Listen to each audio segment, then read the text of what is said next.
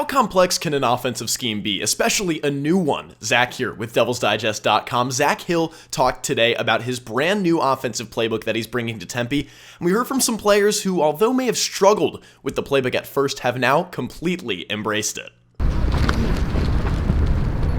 It's eye-opening for a young guy, especially at the wide receiver position, to come from a high school offense and now here's a different operation. And there's a lot to it, and they've got to see signals and operate. And there's again, it's not easy for a high school guy to come in and just have it be normal. At the start of preseason practices, the intricacies of Zak Hill's new offensive playbook were on the hot seat.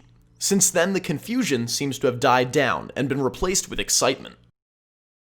At first, I thought it was going to be a little more difficult. Obviously, when we first did it in the spring, it was pretty difficult. But as time went on, it just took time for us, all of us to just, go, like I said, go over the installs like a good 6 to 8 times. And that helped tremendously. So it's the process did for sure get easier.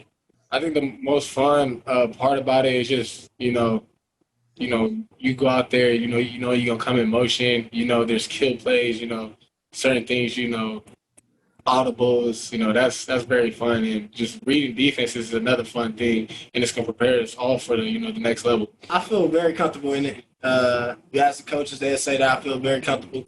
But like I said, they helped me out.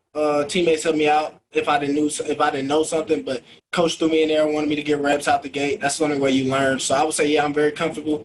The offense is going to be crazy in general just because of what we do, but it's a great offense, though. Rashad White transferred from junior college to ASU this past summer and spoke about transitioning to a new school while in a pandemic. The Kansas City, Missouri native also gave us a fresh set of eyes on the ASU locker room chemistry. My transition, I would say, because of COVID, it was smooth. It wasn't that bad. I don't really be on campus because I have all online classes, but my adjustment been fine. The coaches welcomed me with open arms, and the players did too, and they helped me and they guided me through it. What's different is just guys' ambition. I see the dog in a lot of guys. I see a lot of guys that right there on the verge, and a guy, guys that wants to win, and that was a big reason of why I came here. Because I already seen what they was molding, the university and the football team and just athletics in general here out to be. And I feel like they was on the verge. So that's what I see. A lot of guys, they love the game. We have fun. At the same time, we focus. It's easy to forget about the wide receiver room when Jaden Daniels and his 3 running backs are taking the spotlight, but I'd advise against making that mistake. While Frank Darby may be a shoo-in, Jordan Porter, LV Bunkley-Shelton, Brandon Pierce, and Johnny Wilson are just some of the receivers also contending to start alongside Darby. Jordan's doing a good job. He's improving big time, and he's a guy that hasn't complained at all. He's had some ups and downs, but these last few practices, you could see he's putting the effort in, and he is focused on developing. At the Z position, we've got some young guys too. Johnny Wilson that's doing a great job, and being able to move some guys in different spots depending on what personnel we're in. But our wide receiver crew in general, Coach Gill is doing a great job with those guys, getting them ready for practice, and pushing the mentality on them to compete, on a day-to-day basis. Oh, it's been good. LV.